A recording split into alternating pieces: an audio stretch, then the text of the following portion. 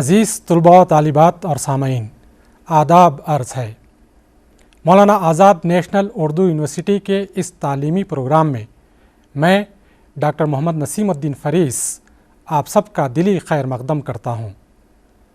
عزیز طلباء، آج کے سبق کا عنوان ہے اردو کی پہلی داستان صبرس۔ آج کے اس سبق میں ہم صبرس کے مصنف ملا وجہی کے حالات زندگی سے واقفیت حاصل کریں گے۔ صبرس کے ماخذ پر روشنی ڈالی جائے گی، صبرس کی ادبی و فنی خصوصیات کا مطالعہ کیا جائے گا اور صبرس کی اہمیت پر بھی روشنی ڈالی جائے گی۔ تو آئیے سب سے پہلے ہم صبرس کے مصنف ملا وجہی کے بارے میں معلومات حاصل کرتے ہیں۔ صبرس اردو نثر میں پہلی ادبی تصنیف، پہلی داستان اور پہلی تمثیل ہے۔ یہ دکنی زبان میں ہے۔ قدیم اردو یا دکنی زبان میں صبرس سے پہلے بھی بعض رسائل لکھے گئے، جیسے خیر البیان اور کلمۃ الحقائق وغیرہ، لیکن ان رسالوں کے موضوعات مذہبی ہیں۔ ان میں عرفان و تصوف کی باتیں بیان کی گئی ہیں۔ صبرس غیر مذہبی اور خالص ادبی نثر کا بھرپور نمونہ ہے۔ یہ ملا وجہی کی تصنیف ہے۔ صبرس کے بارے میں گفتگو کو آگے بڑھانے سے قبل آئیے ہم پہلے اس کے مصنف وجہی کے بارے میں معلومات حاصل کرتے ہیں۔ وجہی دکنی زبان کا نہایت عظیم سخنور اور باکمال نثر نگار تھا۔ اس کا پورا نام اسد اللہ اور وجہی تخلص تھا۔ وہ بڑا عالم اور فاضل واقع ہوا تھا، اس لیے لوگ اسے احتراماً وجہی کہتے تھے۔ وجہی کے آبا و اجداد خراسان کے رہنے والے تھے، لیکن وجہی کا وطن تلنگانہ تھا۔ اپنی شاعری میں اس نے تلنگانے کی والہانہ تعریف کی ہے۔ دکنی زبان کے بیشتر شعراء کی طرح وجہی کے حالات زندگی پر بھی پردہ پڑا ہوا ہے۔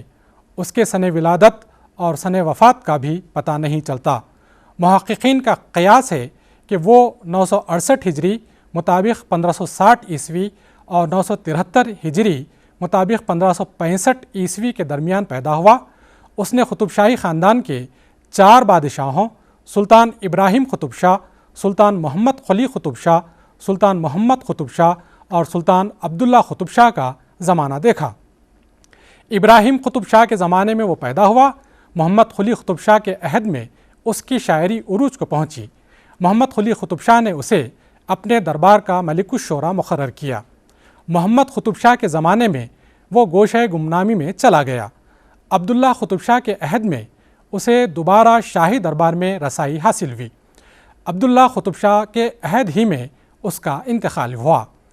قیاس کیا جاتا ہے کہ وجہی نے 1076 ہجری مطابق 1665 عیسوی اور 1083 ہجری مطابق 1672 عیسوی کے درمیان وفات پائی۔ صبرس کے ایک مخطوطے پر درج عبارتوں سے پتہ چلتا ہے کہ وجہی کی قبر حیدرآباد کے ایک صوفی بزرگ سید حسن برہنہ شاہ صاحب کی درگاہ کے احاطے میں ہے، لیکن قبر کی نشاندہی نہیں ہو سکی۔ وجہی صرف شاعر و ادیب ہی نہیں بلکہ بلند مرتبت عالم و مفکر بھی تھا۔ اسے قرآن و حدیث اور عربی و فارسی میں بڑی مہارت حاصل تھی۔ وہ تصوف پر بھی کامل عبور رکھتا تھا۔ ایک روایت کے مطابق وجہی کو چشتیہ سلسلے میں شاہ علی متقی سے بیعت و ارادت حاصل تھی۔ وجہی کی تصانیف میں مثنوی خطب مشتری، فارسی دیوان غزلیات اور صبرس شامل ہیں۔ صبرس کے علاوہ دکنی نثر کی ایک اور کتاب تاج الحقائق بھی وجہی سے منسوب ہے، لیکن بعض محققوں نے اسے وجہی کی تصنیف ماننے سے انکار کیا ہے۔ مشہور فرانسیسی مستشرق گارساں دیتاسی نے اپنے خطبات میں وجہی کی ایک اور مثنوی ماہ سیما و پری رخ کا تذکرہ کیا ہے، لیکن یہ مثنوی ناپید ہے۔ ابھی ہم نے صبرس کے مصنف ملا وجہی کے حالات زندگی کے بارے میں معلومات حاصل کی۔ اب آئیے ہم اردو کی پہلی داستان صبرس کے ماخذ کے بارے میں گفتگو کرتے ہیں۔ صبرس دکنی نثر کی شاہکار تصنیف ہے۔ وجہی نے یہ کتاب سلطان عبداللہ قطب شاہ کی فرمائش پر سن 1045 ہجری مطابق 1635 عیسوی میں تصنیف کی۔ صبرس ایک عشقیہ داستان ہے۔ اس کا قصہ وجہی کا تبازات نہیں ہے۔ اصل قصہ संस्कृत ज़बान में 1065 ईस्वी में प्रबोध चंद्रोदय नाम के ड्रामे की शक्ल में लिखा गया। इस ड्रामे का मुसन्निफ पंडित कृष्ण मिश्र था, जो मगध यानी बिहार का बाशिंदा था। कृष्ण मिश्र के इस ड्रामे को बड़ी मकबूलियत हासिल हुई और दुनिया की मुख्तलिफ़ ज़बानों में इसके तर्जमे हुए। सन 1436 ईस्वी में मोहम्मद याहिया इब्न सैबक फत्ताही नैशापुरी ने इस क़िस्से से मुतासिर होकर दस्तूरुल उश्शाक़ के नाम से फ़ारसी ज़बान में 5000 अशार पर मुश्तमिल एक तवील मसनवी लिखी। फिर उसने क़िस्सा हुस्न दिल के नाम से इस मसनवी का फ़ारसी में नसरी ख़ुलासा भी लिखा। वजही ने सबरस का क़िस्सा मसनवी दस्तूरुल उश्शाक़ के इसी नसरी ख़ुलासे क़िस्सा हुस्न दिल से लिया है। सबरस के माक़स की निशानदही के बाद अब हम मुख्तसरन सबरस में बयान की गई दास्तान का ख़ुलासा पेश करते हैं। एक मुल्क है जिसका नाम है सिस्तान। वहाँ एक बादशाह की हुकूमत है जिसका नाम है अक़ल। अक़ल बादशाह को एक बेटा है जिसका नाम है दिल। अक़ल ने दिल को मुल्क के तन की बादशाहत बख्शी है, सो दिल तन का हाकिम है। मशरिक़ के मुल्क का एक शहंशाह है जिसका नाम इश्क़ है। इश्क़ की एक बेटी है जिसका नाम हुस्न है। एक दिन दिल के दरबार में एक मुसाहिब ने एक ताज़ा आब हयात की इत्तला दी और कहा कि जो कोई इस आब हयात को पिएगा उसे हयात जाविदानी यानी हमेशा की ज़िंदगी हासिल होगी। दिल इस आब हयात के इश्तियाक़ में बेताब व बेक़रार हो जाता है। दिल का जासूस नज़र उसकी तलाश में निकल खड़ा होता है। चलते चलते वो शहर आफ़ियत में पहुँचता है। वहाँ के बादशाह का नाम नामुस था। उसने कहा कि आब हयात की कोई हकीकत नहीं, ये फसाना है। असल आब हयात इंसान की हया है। नज़र वहाँ से आगे बढ़ा तो रास्ते में एक ऊंचा पहाड़ मिला। वो ज़ुहद का पहाड़ था। उस पर ज़ुहद नामी एक बूढ़ा जाहिद रहता था। उसने कहा, आब हयात तो जन्नत में है, हाँ दुनिया में आशिक़ के आंसुओं में इसकी निशानी है। वहाँ से मायूस होकर नज़र आगे बढ़ा तो आसमान से बातें करते हुए एक ऊंचे किले के पास पहुँचा। यहाँ का बादशाह हिम्मत था। उसने आब हयात का पता बताया और कहा कि कोहे ख़ाफ के उस तरफ एक शहर है जिसका नाम दीदार है। यह शहज़ादी हुस्न का शहर है। इसमें एक बाग़ है जिसका नाम रुखसार है। इस बाग़ में एक चश्मा दहन है। इस चश्मे में वो आब हयात है जिसकी तुझे तलाश है। उसने बताया कि शहर दीदार का मुहाफ़िज़ रक़ीब नामी एक देव है जो बड़ा जालिम है और किसी गैर आदमी को उस शहर में दाखिल होने नहीं देता। हिम्मत की मदद से नज़र जासूस हज़ारों मुसीबतें उठाते हुए शहज़ादी हुस्न के शहर दीदार तक पहुँचता है। शहज़ादी हुस्न के पास एक बहुत ही कीमती हीरा है जिस पर एक हसीन और जमील शहज़ादे की तस्वीर उतरी हुई थी। नज़र उसे बताता है कि ये शहज़ादे दिल की तस्वीर है। हुस्न तस्वीर देखकर दिल पर फरेफ्ता हो जाती है और उससे मिलने की ख्वाहिश करती है। वो नज़र के साथ अपने ग़ुलाम ख़याल को रवाना करती है ताकि दोनों मिलकर शहज़ादे को बुला लाएं। ख़याल माहिर मुसव्विर है। वो दिल के सामने हुस्न की तस्वीर खींचता है। दिल उस पर आशिक़ हो जाता है। दिल उससे मिलने के लिए रवाना हुआ तो बेटे की मोहब्बत में अक़ल बादशाह भी अपने लश्कर के साथ उसके हमरा हो गया। अक़ल और इश्क़ के लश्कर में जंग हुई जिसमें अक़ल और दिल को शिकस्त उठानी पड़ती है। दिल ज़ख्मी होकर बेहोश हो गया। अक़ल मैदान छोड़कर फ़रार हो गया। दिल को हुस्न के सामने पेश किया गया। हुस्न दुनिया को दिखाने के लिए दिल को चाहे ज़ख़न में क़ैद करती है, लेकिन छुप छुप कर उससे विसाल के छज्जे पर मिलती है। रक़ीब की बेटी गैर जो हुस्न की सहेली है उसके साथ दगा करती है। उसके मकर की वजह से हुस्न दिल से खफा हो जाती है। रक़ीब दिल को हिजरां के क़िले में क़ैद करता है। कुछ अरसा बाद गैर को अपने किए पर पशेमानी होती है और वो एतराफ़ जुर्म करती है। हुस्न अपनी जफ़ा पर दिल से शर्मिंदगी का इजहार करती है। इधर अक़ल के मुशीर हिम्मत की कोशिश से अक़ल और عشق میں صلح ہو جاتی ہے، عقل عشق کا وزیر بنتا ہے، دل اور حسن کی شادی ہو جاتی ہے۔ ایک دن باغ رخسار میں دل اور حسن کو خواجہ خضر ملتے ہیں اور آب حیات کا راز بتاتے ہیں کہ آب حیات سخن ہے جو دہن کے چشمے میں ہے۔ عزیز طلباء و طالبات، اب تک ہم نے صبرس کی داستان کا خلاصہ سنا۔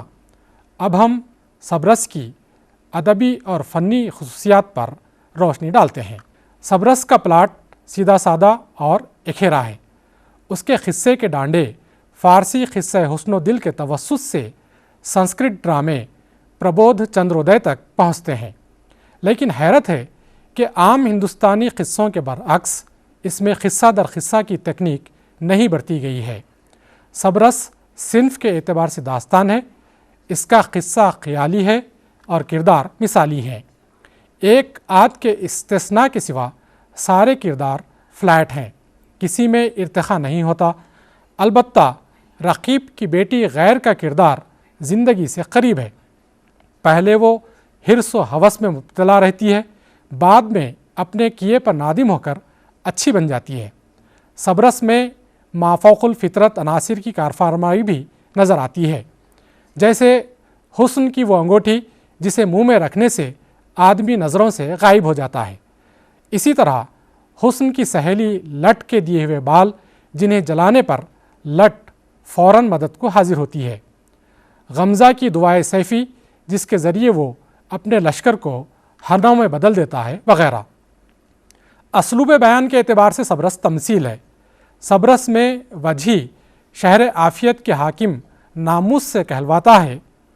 اس تازے آب حیات کا قصہ ایک تعویل دھرتا ہے، ایک تمثیل دھرتا ہے۔ تمثیل یا علیگری بیان کی ایک تکنیک ہے۔ عزیز احمد لکھتے ہیں، بیانیہ ادب کی ایک وہ قسم ہوتی ہے جس میں حکایات یا بیان بوقت واحد دو سطحوں پر حرکت کرتا ہے۔ بیان کے ایک حقیقی معنی ہوتے ہیں، ایک مجازی۔ حقیقی معنی کے مختلف پہلوؤں کو مجازی اجسام دیے جاتے ہیں اور ان اجسام کے تعلق، حرکت یا تصادم سے حقیقی معنی پیدا ہوتے ہیں۔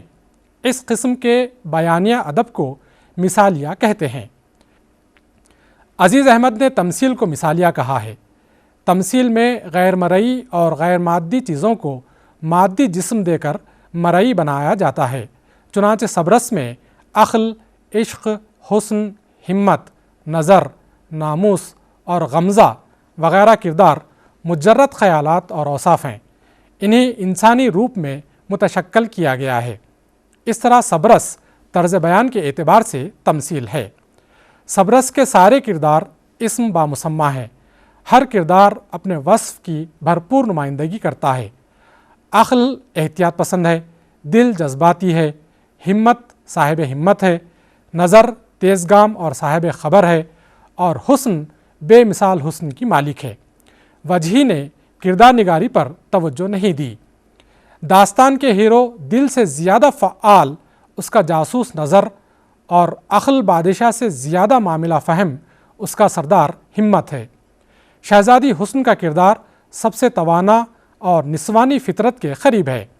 داستان میں جہاں تہاں منظر نگاری اور تہذیبی مرقع کشی کی بھی جھلکیاں ملتی ہیں، لیکن یہ بھی جیسی ہونی چاہیے ویسی نہیں ہیں۔ وجہی نے صبرس آج سے کوئی 450 سال قبل اپنے زمانے کی فصیح دکنی زبان میں لکھی، لیکن آج یہ زبان ہمیں انتہائی دقیق اور نامانوس معلوم ہوتی ہے۔ مولوی عبدالحق لکھتے ہیں، صبرس کی زبان 325 برس پہلے کی ہے، اور وہ بھی دکن کی۔ بہت سے لفظ اور محاورات ایسے ہیں جو اب بالکل متروک ہیں اور خود اہل دکن بھی نہیں سمجھتے۔ کتاب کے مطالعے سے یہ بھی معلوم ہوگا کہ عربی فارسی الفاظ کے ساتھ ہندی الفاظ بھی کس کثرت سے استعمال کیے گئے ہیں۔ ایک کام کی بات یہ بھی معلوم ہوتی ہے کہ بعض محاورات اس وقت بھی بے عین ہی اسی طرح استعمال ہوتے تھے جیسے آج کل، مثلاً شان نہ گمان، چیز کرنا، خالہ کا گھر، کہاں گنگا تیلی کہاں راجہ بھوج، شرم حضوری، دیکھا دیکھی، دودھ کا جلیا چھاچھ پھونک پیتا وغیرہ۔ اس سے الفاظ و محاورات کی تاریخ میں بہت مدد ملتی ہے۔ الفاظ و محاورات کے علاوہ اس کتاب سے قدیم اردو یا دکنی کی صرف و نحو اور بعض الفاظ کے تغیر و تبدل کا پتہ بھی لگتا ہے۔ صبرس کا طرۂ امتیاز اس کی نثر ہے۔ جب ہم اس کی نثر کا مقابلہ برہان الدین جانم کے نثری رسالے کلمۃ الحقائق سے کرتے ہیں تو وجہی کے کمال کا صحیح اندازہ ہوتا ہے۔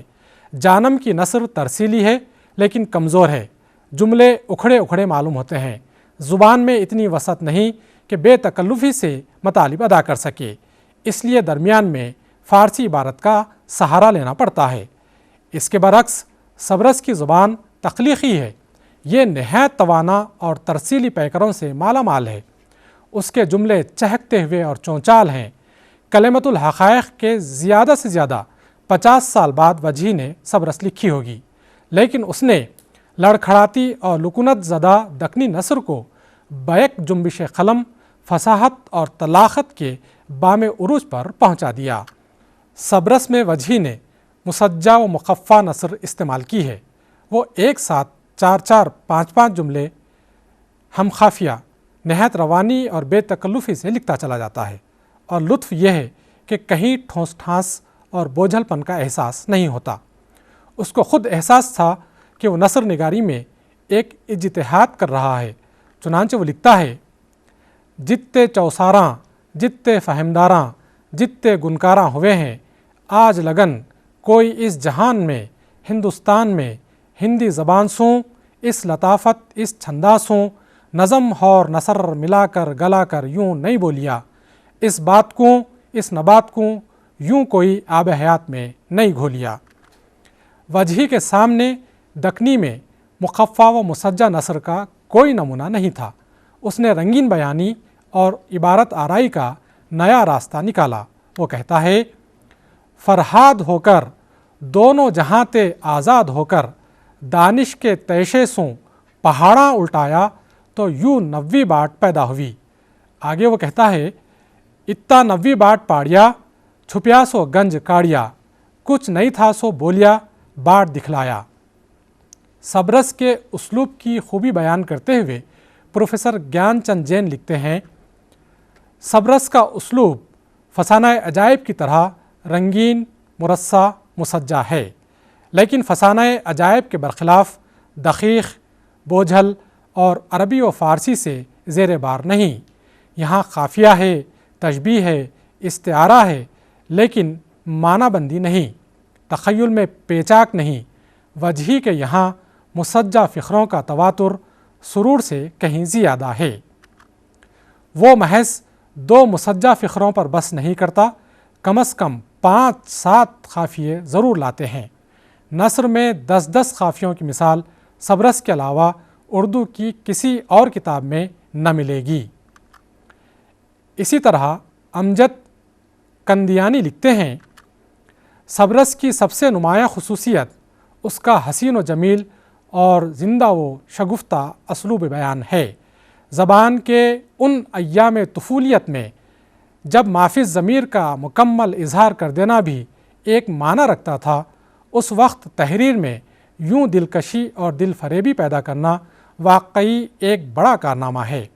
صبرس پڑھتے وقت سب سے پہلے جس بات کا ہمیں احساس ہوتا ہے وہ یہ ہے: وجہی کا اسلوب عجیب و غریب قسم کی تر و تازگی کا حامل ہے۔ جملوں میں ربط و تسلسل اور روانی وجہی کے اسلوب کی خاص خصوصیت ہے۔ نثر میں ادبی دلکشی اور کیف و جاذبیت پیدا کرنے کے لیے وجہی نے مختلف حربے استعمال کیے ہیں۔ کہیں وہ تجنیس، ایہام اور رعایت لفظی سے کام لیتا ہے تو کبھی مجاز مرسل اور کنایے کی صنعتوں کو بروئے کار لاتا ہے۔ اس کے علاوہ بات میں زور اور تاثیر پیدا کرنے کے لیے وہ حسب موقع قرآنی آیات، احادیث، عربی و فارسی مقولوں اور اشعار کا بھی استعمال کرتا ہے۔ وہ ہندوستانی لسانی ورثے سے بھی بے اعتنائی نہیں برتتا۔ صبرس میں اس نے مرہٹی اور برج بھاشا کی کہاوتوں، ضرب الامثال اور دوہوں سے بھی استفادہ کیا ہے۔ صبرس میں انشائیے کے ابتدائی خد و خال نظر آتے ہیں۔ وجہی ایک زبان آور نثر نگار اور ماہر انشا پرداز تھا۔ صبرس میں قصے کے دوران اس نے بات کا سرا نکال کر مختلف مقامات پر مختلف موضوعات پر اظہار خیال کیا ہے۔ اس کے یہ بیانات یا تقریریں اچھے خاصے انشائیے کی شکل اختیار کر لیتی ہیں۔ ڈاکٹر سہیل بخاری اپنی کتاب صبرس پر ایک نظر میں صبرس کی اس خصوصیت کو اجاگر کرتے ہوئے رقم تراز ہیں: وجہی کو تقریر کرنے کا بہت شوق ہے، جہاں ذرا سا بھی موقع مل جاتا ہے واز و پند، تعریف و تنقیص، تشریح و توضیح میں صفحے کے صفحے سیاہ کر ڈالتا ہے۔ وہ عموماً دو مقامات پر کلام کو طول دیتا ہے، ایک تصوف کے اسرار و رموز کی تشریح میں، دوسرے فرائض و مراتب بادشاہی کے ذکر میں۔ باقی مقامات پر اس کی تقریریں نسبتاً مختصر ہوتی ہیں۔ وجہی کے ان طویل بیانات کو سبھی نقادوں نے فنی اعتبار سے داستان کا نقص قرار دیا ہے، کیونکہ ان سے قصے کا تسلسل متاثر ہوتا ہے، لیکن راقم الحروف کا خیال ہے کہ یہ وجہی کا عیب نہیں، ہنر ہے۔ داستان گوئی کی روایت میں ایک اصطلاح ملتی ہے، داستان روکنا۔ داستان گو حسب منشا کسی مقام پر قصے کو روک دیتا ہے اور ضمنی باتوں اور جزیات کی تفصیل بیان کرنے لگتا ہے۔ داستان کو اس طرح روکنا کہ لوگوں کا تجسس برقرار رہے اور قصہ بھی آگے نہ بڑھے، داستان گو کا کمال سمجھا جاتا تھا۔ وجہی نے بھی داستان کو روکنے کی تکنیک استعمال کی ہے تاکہ قصے کے انجام کو جاننے کے لیے قاری کے شوق کو مہمیز ہوتی رہے۔ اس مقصد کے لیے اس نے قصے کے درمیان میں مختلف موضوعات مثلاً شراب، عشق، عورت، آنسو، معرفت وغیرہ موضوعات پر طولانی اظہار خیال کیا ہے۔ صبرس کی تمہید میں وہ کہتا ہے: دانش کے میدان میں گفتاراں برسایا، قدرت کے اسراراں برسایا۔ ایک اور جگہ وہ کہتا ہے: اگر کسی میں سخن شناسی اور اسرار دانی ہے تو یہ کتاب گنج العرش بحر المعانی ہے۔ جو کچھ آسمان اور زمین میں ہے سو اس کتاب میں ہے، جو کچھ دنیا اور دین میں ہے سو اس کتاب میں ہے۔ کتاب کی تمہید میں دانش اور اسرار کی باتیں، آسمان اور زمین کی باتیں و نیز دنیا اور دین کی باتیں بیان کرنے کی خبر دے کر وجہی ایک طرح سے قارئین کو مطلع کر رہا ہے کہ وہ صرف قصہ نہیں سنائے گا بلکہ ان تمام موضوعات پر بھی اظہار خیال کرے گا۔ صبرس کے انشائیہ نما بیانات حکیمانہ دانش و بصیرت پر مبنی ہیں، جن میں تصوف و معرفت کے اسرار بھی ہیں اور اخلاق و نصائح بھی۔ صبرس کے ان انشائیہ نما نثر پاروں کی روشنی میں بعض نقادوں نے خیال ظاہر کیا ہے کہ وجہی اردو انشائیے کا بابا آدم ہے اور صبرس کے انشائیے اردو انشائیے کا اولین نقش ہیں۔ اردو ادب کی تاریخ میں صبرس کی اہمیت دو وجوہات کی بنا پر ہے۔ ایک تو یہ ہے کہ صبرس ایک خالص اور بے میل تمثیل ہے اور اس حیثیت سے آج بھی ایک منفرد مقام رکھتی ہے۔ دوسری یہ کہ صبرس اردو نثر کی پہلی داستان اور اردو نثر کا پہلا ادبی کارنامہ ہے۔ صبرس سے قبل جو ادبی رسائل لکھے گئے وہ مذہبی موضوعات پر تھے۔ صبرس کا موضوع غیر مذہبی ہے۔ صرف یہی نہیں کہ اس کا موضوع غیر مذہبی ہے بلکہ یہ بات بھی اہم ہے کہ اس میں اسلوب بیان اور طرز ادا کو بھی خاص اہمیت دی گئی ہے۔ وجہی نے نثر اور نظم کو گھلا ملا کر ایک نیا اسلوب ایجاد کیا جس میں ادبی اسلوب کا حسن اور دلکشی پائی جاتی ہے۔ صبرس کی نثر مخفف اور مسجع بھی ہے اور رنگین بھی۔ اس کے جملوں میں ایک خاص آہنگ محسوس ہوتا ہے۔ وجہی کا یہ کارنامہ ہے کہ اس نے اردو نثر کو فارسی نثر کی سطح پر لانے کی شعوری کوشش کی، جس کی بدولت اردو نثر ایک نئے ادبی اسلوب سے آشنا ہوئی، جس کی تقلید بعد کے دور میں آنے والے نثر نگاروں نے بھی کی۔ عزیز طلباء و طالبات، آج کے سبق میں ہم نے اردو کی پہلی داستان صبرس کے بارے میں گفتگو کی۔